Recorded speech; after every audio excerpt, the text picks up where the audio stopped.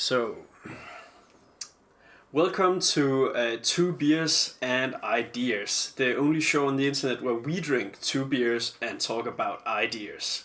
So, today I have with me the lovely André. André, who are Hello. you? Well, I am one of the main amazing people behind the whole crazy idea of starting another YouTube channel about beer, because we need more white people who is making beer YouTube channels about beer and also doing podcasts at the same time. There was really a gap in the market, I think. A lovely So, unsaturated market. We love those. oh yes, yes. So, André, what got you into beer brewing? Do you have any any credentials to show when we sit here and talk about beers and ideas?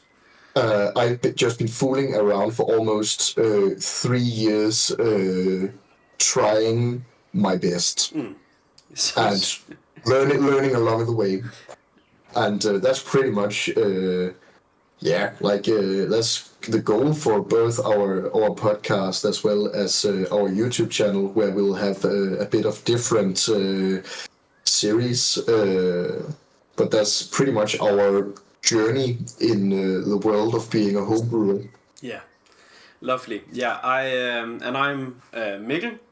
I have been brewing for nearly 3 years, most of them with André in different kinds of setups, all from organizations to just our own backyards. So my dad's shed also. So we've been quite around. We have been to different beer shows and are now dipping our heads into the lovely world of content creation.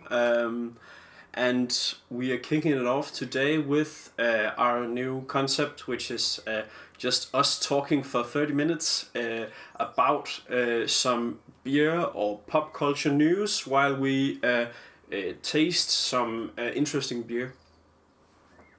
And on that note, Mikkel, you have actually chosen a beer for us. Can you tell me something about it? Yes, so today I have brought with me this one, which is the Innis and Gunn, the original single malt cask beer. It's not that. It's not a, a small. It's not a small craft brewery, but it's something different. I hope to taste. It's a Scottish golden beer, and one of the reasons I picked it off the shelf is I think the color looks quite interesting. So I'll just pour it Yeah. myself. So it's I've just been cheesing while you were talking. It actually got a really nice golden glow to it. And also just a comment on like being a cool small craft beer microbreweries and so on. Yeah, I feel like this one is one that's, at least for us, is very easily accessible in some of the bigger grocery stores and so on. So not really something special. For our pilot, we are of course just trying our concept, and that this was literally just what we had in the fridge. Yeah, That's but that doesn't make it a less interesting beer because it's actually not in every Danish supermarket you can get those. This was a select it was a selection from the guy who yeah. owned the store, and So what is also to be noted about this beer is that it's fermented on whiskey cask, which is something that all it changes both the character of the beer, but also makes it I think a little bit more interesting for beer nerds to taste. hmm? Should we grab a taste?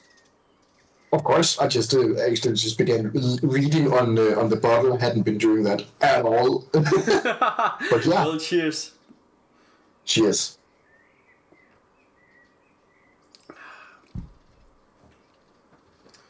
that tastes kind of like Christmas, actually.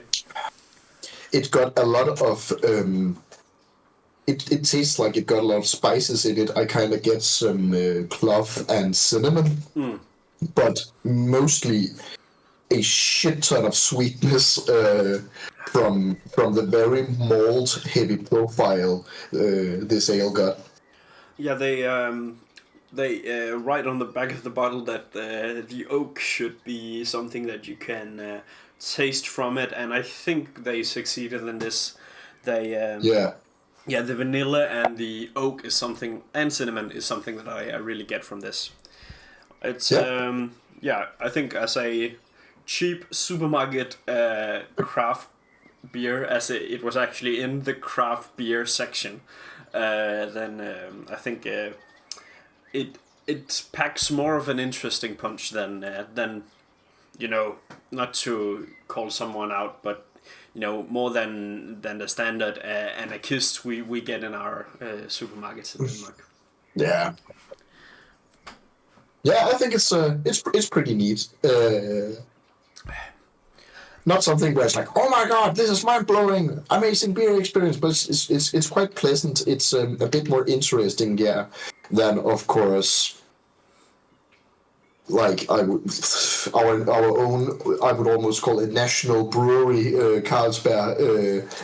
Yeah, yeah. Yeah. So I think it's interesting that this is a Scottish beer. I've tried a few Scottish beers before. You know, one of our favorite breweries is Scottish, and I think this is on the more pleasant side of some of the more you know, the darker Scottish cask ale beers that can be quite overwhelming. So yeah. Well, that was our first beer, and we'll just enjoy it through the coming segment. I've actually bought a news story for us today, so let's switch over to this. So, the European nation pioneering beer diplomacy by David Farley. It's a this is a quite an interesting news story. I just discovered today actually, and it's I was gonna bring something a little bit more Danish, but then I thought we speak English, so maybe try and hit a more broader audience. And this is a story about the Czech Ministry of Agriculture, who are inviting international brewers from different countries, from Canada, America, Australia, all around the world. They invite brewers to come to the Czech Republic and go through the process of brewing and pouring the famous Czech lager. And I thought this concept was quite interesting. Both as a policy nerd, I love the implications of a country trying to spread their influence through food, through beer, and in the article they call it beer diplomacy, or I'm already much bigger fan of this than China's panda diplomacy. yeah, yeah, and I think yeah, I can't remember what exactly they called it, but it's a sort of soft power approach to, you know, if you like our culture, then you like us, and it's easier to trade with us. And it's, you know, it's something that the US kind of owns in the media industry. So you know, getting to know Czech lager and a proper Czech lager in Western countries, I think is a big boost for their country as well. Yeah. So, one thing I actually think is really funny here is that just talking about Czech lager and the whole culture about that, they have a very distinct way of pouring their beer. I used to work as a bartender, and at one point we got boudoir on tap, and they had to be poured in a completely different way than what I'm actually used to, with a lot more foam and having the tap completely submerged into the beer while pouring. If you scroll down on the article, you actually see they it wasn't only like a beer brewing course. They were actually going to different. That's the guy. Yeah. You see how it's actually done, and that's because it's a big part of the experience of the Czech lager, where it's important to have the correct foam. Foamage, I don't know, which is just an essential part of the experience. And but also that they have a lot of different words for different types of pours, which also defines how big a percentage, so to say, of your poured glass of beer is going to be foam and liquid. Yeah. So I also thought that would be something we would love to be invited to, and I think the authenticity of the beer styles. We yell often a lot about the correct way to brew, for example, German beer or Reinheitsgebot. Exactly, Reinheitsgebot. And the unknowingly, Reinheitsgebot is a German law on beer, so it's like the pure law on beer, and I think it's the world's oldest still in existent law on produce, like food produce and such, and it just says which ingredients are allowed in beer. Yeah. So I think the it adds to an interesting discussion, because of course, if you go out and buy a Scottish Golden Ale, for example, then you would have some expectations on what this is as a consumer, but it's more for the traditional brewer or brewery, because some of the more experimental breweries are straying away from these more traditional styles. So, but you could also learn something about their traditional ways of brewing beer if we do more exchange brewing. I really like when you're actually going into very hardcore. This is a beer style. This is how it should be served. This is how it should be poured. I think it's quite interesting, just like the whole culture about beer, the small variations depending on where you're from. But I really like the whole being true to your beer style. I really like being very aware and know what defines this specific beer style. And when you know that and you try a beer which is said to be that style, but there's something which is a bit different than usual, you can taste when the master brewer have got an idea to play around with the style, and I think that's when I get the more fun experiences. So even within the traditional styles, you can just turn a dial or add something that still keeps within Reinheitsgebot or something like that, and that really makes that makes something new.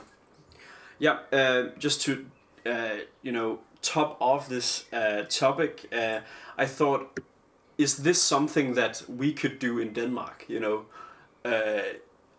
Say we want Carlsberg to just invite brewers to look how Carlsberg brews. The reason I ask this is because I have a history fact for you then, because that actually happened back in the 1800s when Carlsberg was the first person to be able to make pure yeast strains. It is often said that Carlsberg is the inventor of yeast. yeast has of course always been in beer brewing and in the whole Bayern area and such. They had that's where he actually imported the yeast strain that he would purify. But when they had developed that method of purifying your yeast strains and so they invited scientists from all over Europe and especially Pasteur, which was a French scientist who is mostly known for inventing pasteurization. So we actually did that back in the 1800s. So Denmark, the OG beer diplomacy nation. Maybe we should keep it up, but I don't know how much more we added to the beer brewing culture other than the concept of proper yeast propagation. Not really, because Danish beer culture is very heavily influenced by German beer tradition and just Central Europe. So it's Czech lager and German lager and such that has been the foundation for Danish brewing. Yeah, makes sense. Well, that was my topic. I thought it was interesting to take a look at how a beer culture evolves in Europe. And I have fought my way through the beer nearly because I didn't think about that maybe I should have 2 glasses, and I didn't want to do that exactly. So sorry. Let's move on to our next beer then. I forgot to grab mine from the fridge. Luckily, it's only 10 meters away or something like that. Yeah. Well, I think maybe this part will be cut. I don't know. I could fill the air with me telling about it. Okay, he was fast. This is not. So a moment ago, I opened my beer with my tongs. What should I open it with this time? I got a fork. A fork. A fork! That was a bit anticlimactic. It didn't make a nice sound. Well, and so can you this tell me one about this doesn't have. So the funny thing is that I wanted this to be the beer right before what I'm going to present for today's episode, but it's actually a homebrew by Mikkel. And Mikkel alone. I was not part of this. They look quite different on camera, I think. No, that's because we're actually drinking 2 different beers. This is not your IPA. This, what I'm drinking, is our first try on a Saison. So, yeah, ideally we should be drinking the same beer. But honestly, just that we are sitting with both a homebrewed beer is actually going to be just fine. Especially because I'm going to bring up a point in a few minutes, but yeah, then I'll just present what I'm sitting with. So Mikkel and I really like sour beer. And we wanted to try making a saison with one of our other friends. And to be honest, it didn't go that well. It didn't get that much carbonization. And the last time I tried this, it was so sour that it wasn't even pleasant. It wasn't like a pleasant sour. And as you can see, like there's almost no carbonization in this. And of course, it's not a style which is known for high carbonization, but it should have a bit more than this. When you poured the beer, I actually saw you saw some bubbles, so there should be something right away. Yeah, but they are already gone. They don't stay in the flask. Yeah. I can. You're not gonna drink. I can almost feel like no. There's like no carbonization. This is when sometimes it goes wrong, and this beer is just a tiny bit of oxidization away from becoming vinegar. Yeah, it's also important to say that a part of what went wrong with that brew were that it is we tried adding two different yeast cultures to the beer that were both sour, which is an interesting experiment. The issue was that we didn't think that when you add one yeast packet, it's usually for 20 liters.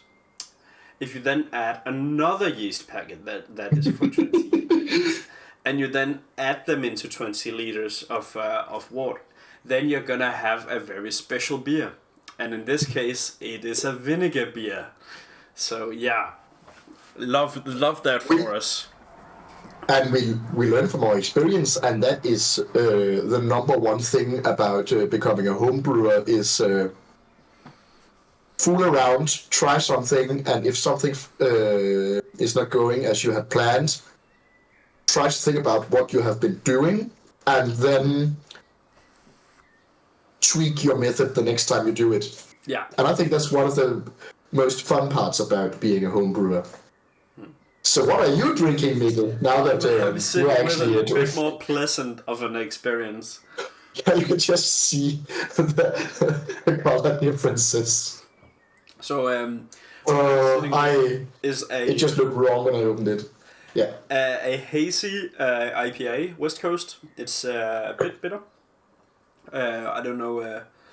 I think I could maybe have cleaned it a little bit up, filtered it a little bit better, use Irish moss and stuff like this. But I brewed this.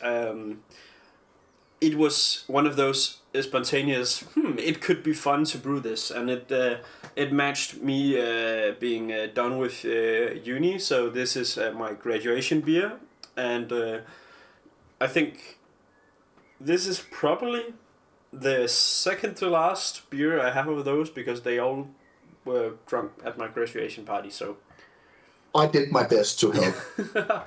And yeah, it's just a plain old IPA. I don't think there's that much of. I brewed it with the focus of getting people to drink it. So it's not a very floral beer, even though I used some floral hops. Mm. Yeah, it's if I recall it from when I was drunk drinking it. It's it's a really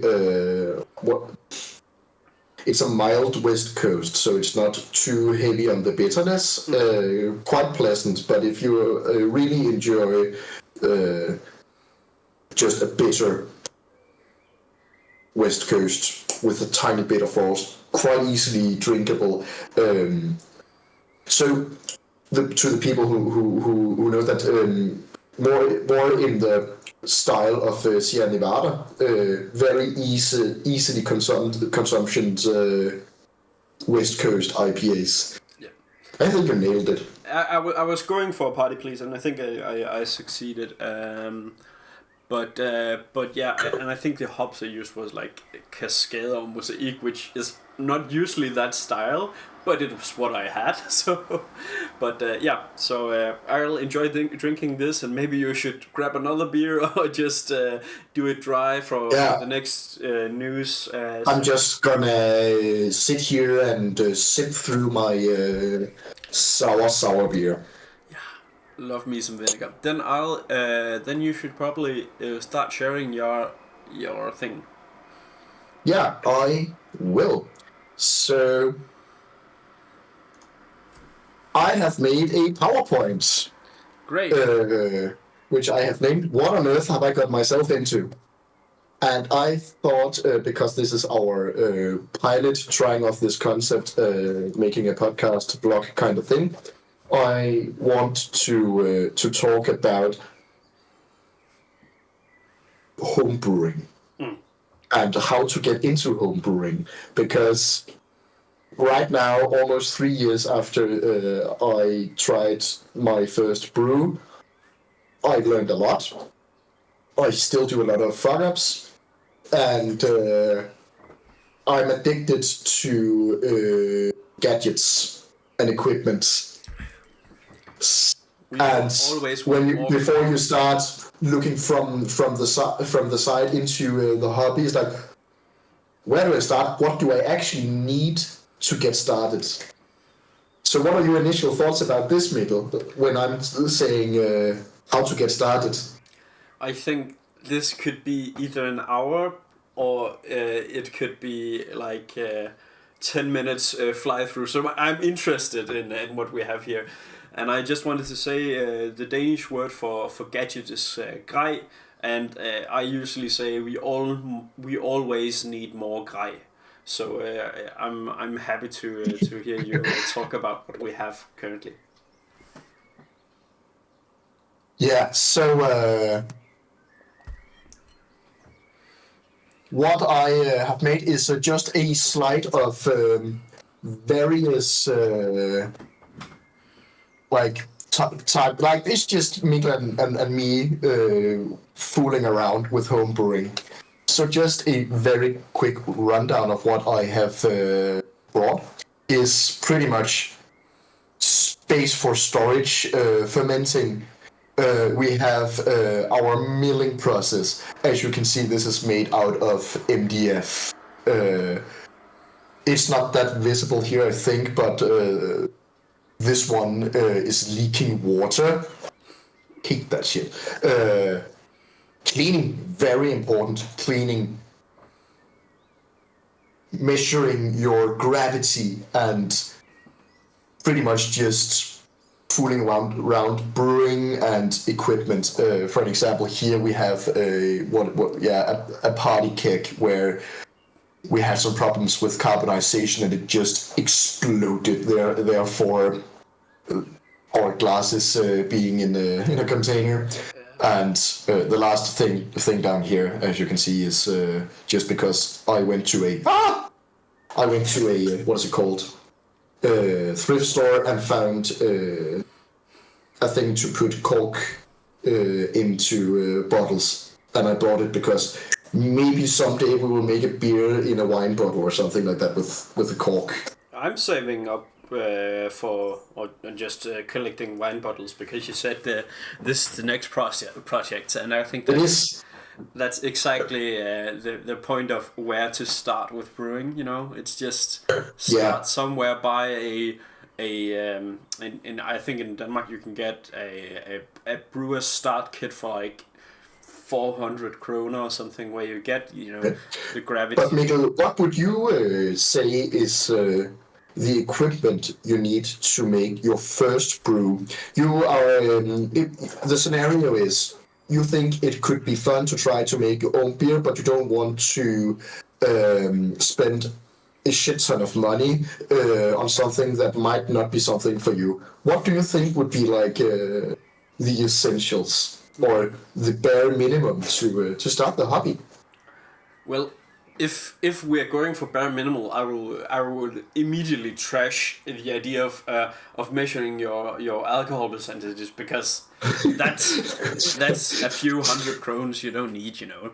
So I think of course you need the raw ingredients for each of your brews, and then you can just start off in if you're going for a really simple low maintenance setup, you have two pots which are relatively big, and then you go for malt extract, and then you buy some hops, and then you can actually, if you have a big bucket, then you just need to get an airlock. I think you can do this for maybe less than 300 kroner. How much is that? I think that's $100.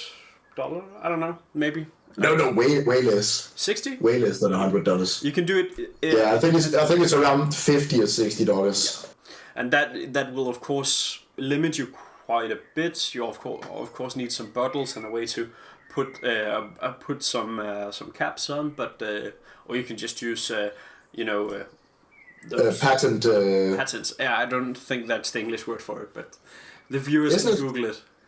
But so viewer, imagine those lids where you are where it's kind of what's called connected to the bottle neck, and then it uses pressure being held down, and then with a rubber ring, it's air sealed. Yeah. So in Denmark we call it a patent prop or a patent lid. Yeah. So get two big pots. Get some raw materials on your stove. Then use what we call patent bottles, and then a big bucket with an airlock on, and then you are golden. Yeah, golden. And to make it very easy, you can purchase something which is called a grain. Bag. Literally just a what's called fabric cloth bag where you can have all of your grains, so it's easy to remove from your pots and pans. I would argue that using grains is actually for the more advanced user actually, because doing grain brewing, all grain brewing is it adds some complexity that is, quite interesting. We started with all grain brewing because we're not like we had some help in the beginning, and I think I'm never gonna brew a malt extract if I can avoid it. So I've never tried a malt extract, but I think maybe like of course you can very easily make a beer with an extract, but again, I haven't been brewing with extract, but it's pretty much just having an extract, putting it into warm water. Yeah. Now you got beer. I don't think that gives the idea of what it is to brew. So even though you can only make like maybe 5 or 7 liters in your pots, I would say try to go for grains, because it gives of course a more precise idea of what is the process about brewing actually. And I think it's important that even though you are just fooling around trying on your stove with 2 pots, try grains, because I think you there's a bit more to it. You feel cooler with grains, just. Oh yeah, of course. There's also the cool factor, but swag, I also and all of that. I love the idea that all grain brewing is the correct way, even if you don't have any equipment. Go with that.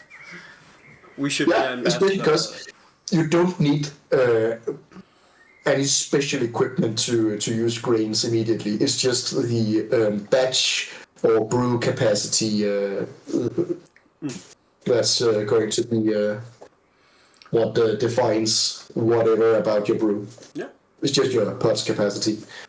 And I just been thinking about how fun it was that almost 3 years ago, Mikkel were like, André, have you ever thought about brewing your own beer? Let's do it. And I just like the idea of just saying, just do it, try it, make some mistakes, and have fun with it. Yeah.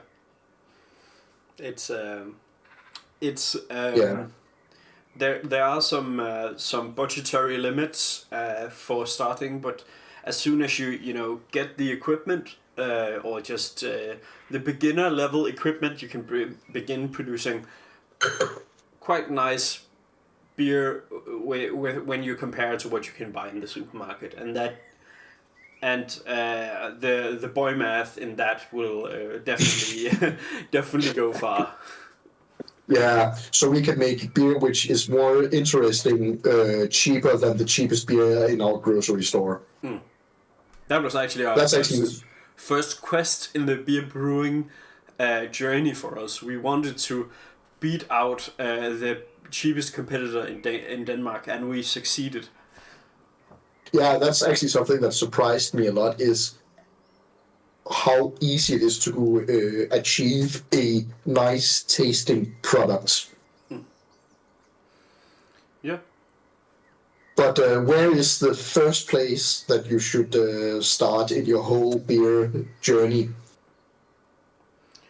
When do you mean beer styles or things to get, or? Well, my question just up to interpretation. Where should you start your beer journey if it were up to you? Okay, if I were to start from step one, not knowing anything, then I would brew a simple IPA. I would definitely, because I'm not handy. I would get a simple pre-built starter kit where you get the fermentation tank or the bucket with the hole in it, and you and you get some grains, and you get the hops and the yeast with the package, and I would brew that. I would go with that. But if you have any personal affinities to different beer styles, of course go with that, because when you try to brew something that you love, it's easier to get interested and curious about what goes into it. So yeah, start with what you find interesting or what beer styles you like, and then move on from there, and gather, as you can see in the images André he added. You just collect things slowly but surely, and it's not that expensive of a hobby if you go this way. I think the wine bottler he bought was like $1, $2. Yeah, pretty much. Yeah. So if you're on the lookout and interested, then you can get very far for not that much. Yeah, I think you are completely wrong in where to start on every level. Also, when you said it's cheap, because of course, if you like brewing, you will quite fast getting addicted to gadgets. But the first place you should actually start is your local craft beer bar. I think this is the most important place in the whole hobby. It's very important to go out and try something different. I think what is the whole defining aspect of home brewing is trying something different every time. And if you tried a cool beer, try to replicate it. Go out there and what's it called? Put your taste buds to the tests, so to say. Talk with your local craft beer nerds and so on, and be very social about it. Spend a lot of money on tasting beer. Get to know what you like when it comes to beers. Are you into dark beer? Are you into lagers or ales or sours or whatever? I think this should be the place where you start. Find out if craft beer is something for you by visiting your local craft beer bar. Yeah, I actually had that experience going into a new craft beer place where I asked, "What is that aftertaste?" And I can see now that would be offensive to a lot of people. If you brewed a beer and someone went up and were like, "What's that aftertaste on your beer?" But I was just interested in that specific hop type, and the barman were like, "What do you mean? Do we want a new one? Where?" And I was like, no. I just wanted to I'm interested. I brew myself. I want to know. I haven't seen that hop type before, so I was, and that resulted in me just abandoning my friends who were out drinking beer with me, and just talking to the barman for like 25 minutes about brewing, and he was like, "Oh, you should definitely try this one, and you could actually contact the brewer if you're interested in learning more and stuff like that." So it's a good advice. I don't think it's the cheapest option, but it's, I think, the most social. As I said, I agreed. Oh, sorry, I disagreed on it when you said it's cheap to start. Yeah. Because I think it's expensive to dive into this hobby even before you purchase the equipment. I would say go out there and try craft beer and not your regular bottom shelf mass-produced beers, which, not to sound rude, but can be a bit bland compared to when you can actually taste that the brewer has put some heart and soul and thought into the beer. Yeah, I can see that. Support your local independent brew pub, definitely. It's not a way to save money to go that route, but I think it's the more socially responsible way of going about it, because there is a lot of small breweries who need your patronage, and they are creating a lot more interesting stuff than you can buy in the supermarket. As I tried, not to hate on this beer, but yeah. That was actually quite nice, I think. Not something where you're like, but yeah, quite pleasant. Yeah. Quite malt heavy. And we love the malt heavy beers. It's a new trend, I think. Yeah, I can see how the Helles Pilsner is also taking up a lot of shelf space at my favorite craft beer bottle shop at the moment. But they're also like it's summer, even though they're quite malt heavy. It just feels pretty nice out in the sun anyway. Just another thing to add at and the point of supporting your independent local brew pub. Where else will you get a beer called Nah Bro? I think there's not enough people talking about how cool the beer, the signs in brew pubs, how cool they are looking. A lot of a lot of art is also going into it and stuff like this. So yeah. So, but that was what I wanted to talk about. Just the whole pitch to go into this hobby. It's really fun, and if you are really interested, go try a lot of craft beers. If you're a person who has been enjoying craft beer, drinking craft beer for quite some time, try to make a beer on your stove. It's easy to do. You pretty much only need to purchase a fermenter bucket and the ingredients and something for bottling. Then you're good to go. Yeah. So I think that's a really good note to end on. Yeah. And who knows, in 3 years' time, you might be the person making another podcast about beer, because, as we said, there's not enough on the internet about this.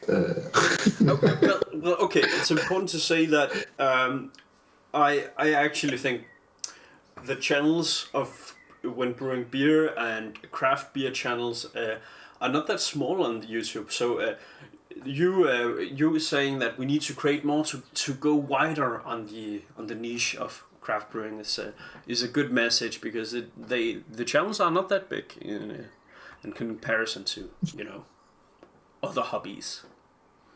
I don't know. Well, I think that was all for our first edition of Two Brews and Ideas. André, do you have anything to add? Nothing more than cheers, embrace the brews, which is not perfect. It's a learning experience. But thanks for listening. And if you want to reach out and have a question for us, or want to see some of all of our other content, see the description there or there somewhere. I'm not editing that in, but in the description part. Cheers, and thank you for this episode.